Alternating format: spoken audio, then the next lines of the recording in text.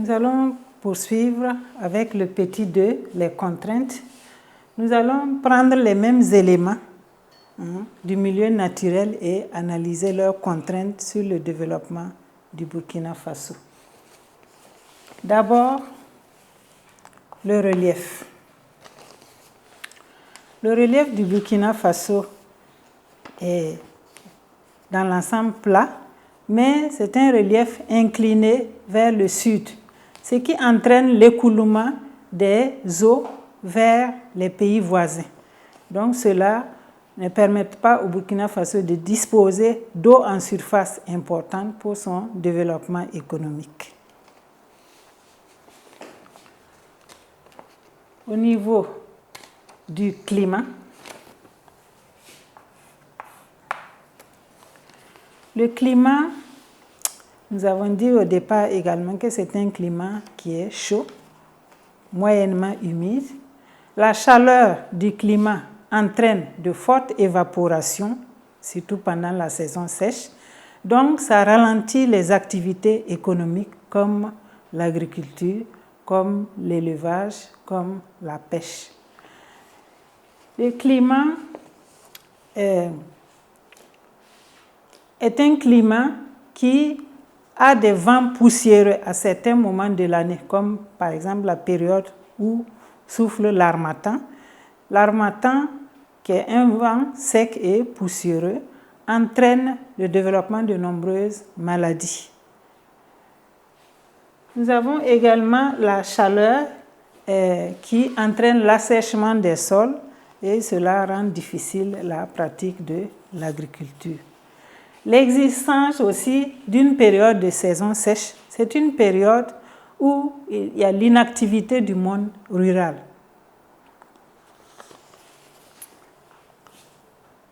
Ensuite, nous avons les contraintes liées à l'hydrographie.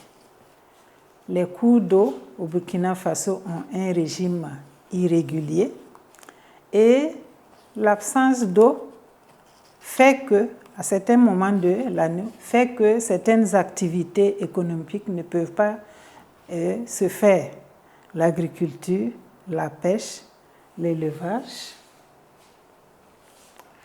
Nous avons aussi le fait que les cours d'eau sont souvent ensablés et pollués par les activités humaines. Les activités comme l'agriculture, aux abords des cours d'eau, l'utilisation des engrais chimiques, ça les pollue. Des activités comme l'industrie, les rejets polluants dans l'eau.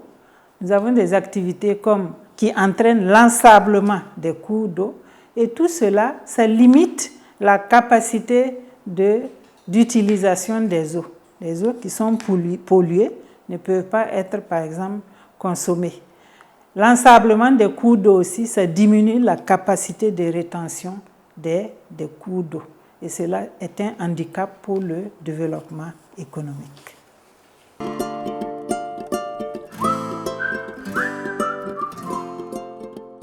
Nous abordons maintenant les contraintes liées au milieu naturel.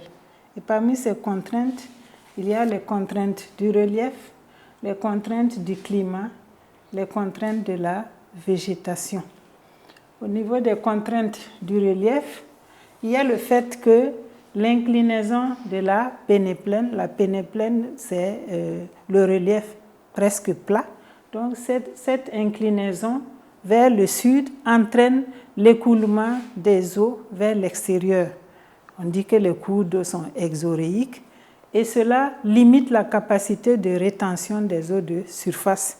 Donc il va de soi que les activités économiques ne peuvent pas être développées. Au niveau des contraintes du climat, il y a d'abord la chaleur. Elle entraîne de fortes évaporations, réduisant ainsi la possibilité de pratiquer des activités comme l'agriculture, l'élevage, la pêche. Il y a l'existence d'une saison sèche. Notre climat, c'est un climat tropical, sec, et donc il y a une période de saison sèche qui est de plus en plus longue du sud vers le nord. Et l'existence de cette période de saison sèche c'est une période où le monde rural est en inactivité parce qu'il n'y a pas d'eau. Et enfin, le climat possède des vents poussiéreux comme l'harmattan qui apportent de nombreuses maladies. Au niveau des contraintes de la végétation, on peut noter que l'absence de végétation du fait de la saison sèche entraîne la migration de la faune et qui impacte négativement la chasse et le tourisme. L'existence d'une saison sèche et l'absence de végétation, ça entraîne aussi la transhumance, puisque les éleveurs n'ont pas de pâturage pour leurs animaux, surtout la zone sahélienne où l'élevage est grandement pratiqué. Cela entraîne ce qu'on appelle la transhumance, c'est-à-dire qu'il y a un déplacement des hommes avec leurs animaux vers des coins de pâturage et d'eau. Voilà ce qui concerne les contraintes liées au relief, au climat et à la végétation. Maintenant, nous passons à l'analyse des contraintes liées à l'hydrographie, au sous-sol et au sol. En ce qui concerne l'hydrographie, l'hydrographie du Burkina Faso, nous avons dit, possède des atouts, mais les contraintes sont par exemple que ces cours d'eau tarissent pour la plupart pendant la saison sèche et cela empêche le développement de certaines activités économiques. De plus, les cours d'eau sont pollués et ensablés, pollués par des activités diverses comme les activités agricoles, les activités industrielles, et pollués aussi, ensablés par des activités comme la pratique de l'agriculture à proximité. Et cette situation limite la quantité et la qualité de l'eau disponible. En ce qui concerne le sous-sol du Burkina Faso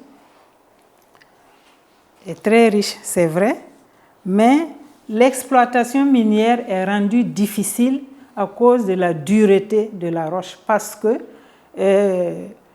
près d'un quart je dirais même les 3/4 du territoire sont couverts de roches précambriennes et ces roches-là sont difficiles à pénétrer.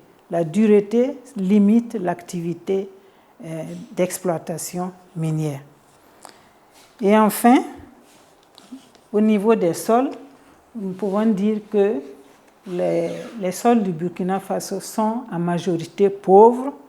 Ce sont des sols qui sont également dégradés du fait des activités des hommes et du climat. Voilà ce que nous pouvons retenir par rapport aux contraintes liées à l'hydrographie, au sol et au sous-sol.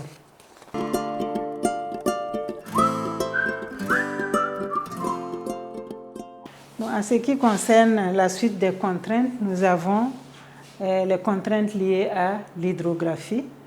Les cours d'eau du Burkina Faso s'assèchent pendant la saison sèche pour la plupart, ce qui empêche le développement des activités économiques comme l'agriculture, l'élevage, la pêche.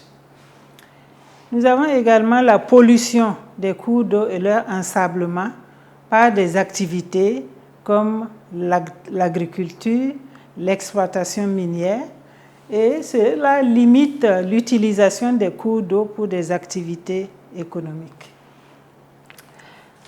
En ce qui concerne les contraintes liées au sous-sol, nous pouvons signaler le fait que l'exploitation minière est très difficile parce que les sols du Burkina Faso sont dominés par des roches du précambrien et ces roches-là sont très dures, leur dureté limite l'activité minière au Burkina Faso, surtout l'activité de l'orpaillage qui est l'exploitation artisanale de l'or avec des moyens vraiment archaïques.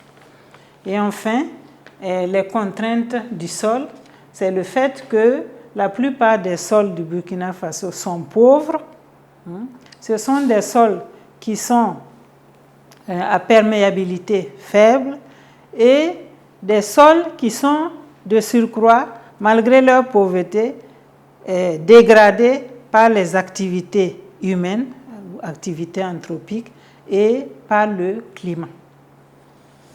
Nous sommes donc au thème de l'analyse des atouts et des contraintes du développement liés au milieu naturel au Burkina Faso.